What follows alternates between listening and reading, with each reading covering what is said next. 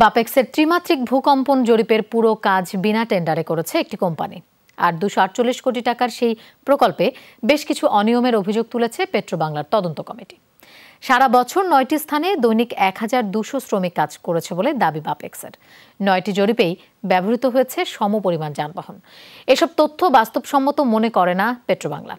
বিনা টেন্ডারে দেয়া কাজে অনিয়মের অভিযোগ খতিয়ে দেখতে অধিকতর তদন্তের উদ্যোগ নিচ্ছে জ্বালানি বিভাগ। মাহফুজ মিশুর বিশেষ রিপোর্ট। বাপেক্স একমাত্র রাষ্ট্রীয় তেল গ্যাস অনুসন্ধান কোম্পানি। দেশের স্থলভাগে 9টি স্থানে তেল গ্যাস অনুসন্ধানে ত্রিমাত্রিক ভূকম্পন জরিপ করার প্রকল্প হাতে নেয় সংস্থাটি। প্রায় 250 কোটি টাকার প্রকল্প এলাকা 2700 বর্গ কিলোমিটার। এর 91 ভাগের কাজ শেষ।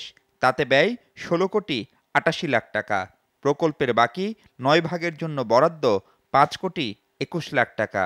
এই হিসাব নিয়েও প্রশ্ন উঠেছে তদন্ত কমিটির রিপোর্টে। প্রতিবেদন বলছে, শীত, গ্রীষ্ম, বর্ষা বছরের 12 মাসই জরিপ কাজ করেছে বাপেক্স। আর সারা বছরই কাজ করেছে একই পরিমাণ মানুষ, 1200 জন। যদিও 9টি জায়গার আকার ভিন্ন।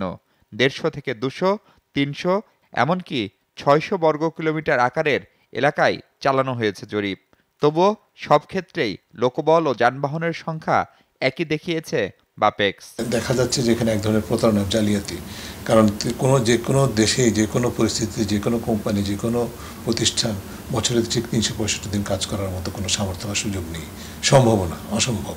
তো সেই জায়গায় এই ধরনের প্রতারণামূলকভাবে যদি ব্যয় হয়ে থাকে, তাহলে সেখানে নিশ্চয়ই কোনো বিশেষ মহল সুবিধা অর্জন করেছে।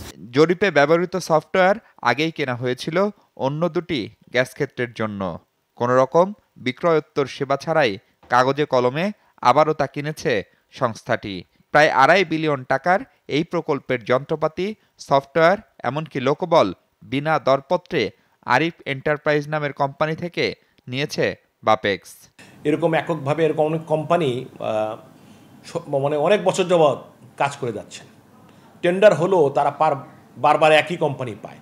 এই বিষয়গুলো আমাদের নজরে আসছে মিনিস্ট্রিতে, এবং আমরা এটা নিয়ে ব্যবস্থা করব। আমরা আগে মন্ত্রণালয় থেকে আরও অতিরিক্ত একটা তদন্ত করতে চাই, একটা ভালো রিপোর্ট তৈরি করতে চাই। আমার অফিস থেকে আমরা প্রাইম মিনিস্টারকে দিব এটা লিখিতভাবে। এ খাতে দুর্নীতি লাগাম ছাড়া বলে মনে করেন বিশ্লেষক অধ্যাপক বদরুল ইমাম। তবে পেট্রোবাংলার তদন্ত কমিটির রিপোর্টের নেপথ্যে বিদেশি কোনো কোম্পানির ইন্ধন আছে কিনা সেই প্রশ্নও তুলেছেন তিনি। দুর্নীতি যে আছে হচ্ছে এটা তো প্রকটভাবে দৃশ্যমান, এবং এই দুর্নীতি থেকে যদি বার হয়ে না আসতে পারে তাহলে বাংলাদেশের জ্বালানি খাতটা কখনোই ঠিকভাবে চলবে না। এবং এটা এখন যেরকম নাজুক অবস্থা, এটা আরও নাজুক অবস্থায় গিয়ে পড়বে। বাপেক্সের 3Dটাকে একটা প্রশ্নবিদ্ধ করার যে টেন্ডেন্সি, এটাকে আমি মনে করি এটা খুব একটা জাতীয় স্বার্থে ভালো কাজ হবে না। এই ত্রিমাত্রিক ভূকম্পন জরিপের ফলাফল থেকেই ভোলায় দেশের 27তম গ্যাস ক্ষেত্র আবিষ্কার করেছিল বাপেক্স। কখনো কখনো সরকারের অবহেলা, আর কখনো বা বাপেক্সের কর্মকর্তা কর্মচারীদের নিজস্ব নানা রকম অনিয়ম আর দুর্নীতি। এসব কারণে শেষ পর্যন্ত শক্তিশালী প্রতিষ্ঠান হিসেবে দাঁড়াতে পারেনি রাষ্ট্রীয় একমাত্র এই তেল গ্যাস অনুসন্ধান কোম্পানিটি।